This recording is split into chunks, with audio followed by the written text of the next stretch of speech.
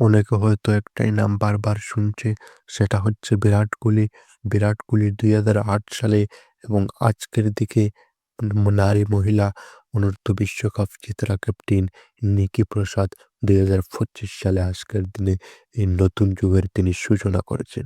২০০৮ সালে এক তরুণ ক্রিকেটার হিসাবে বিরাট কোহলি তিনি যে অনূর্ধ্ব বিশ্বকাপে তার যে জয়ী পারফরম্যান্স সেটা অনেককে হতবাক করেছিল এবং সেই ২০০৮ থেকে অনূর্ধ্ব বিশ্বকাপ জেতানোর পর তিনি যে ধারাবাহিকভাবে তার যে খেলাটা তিনি প্রদর্শন করে যাচ্ছেন, বিভিন্ন বড়, বড় টুর্নামেন্টে তিনি নেতৃত্ব দিয়েছেন।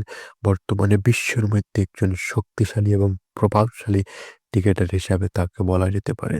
ঠিক তেমনিভাবে আজকের নারী বিশ্বকাপ জিতিয়ে ভারতকে এনে দিয়েছেন।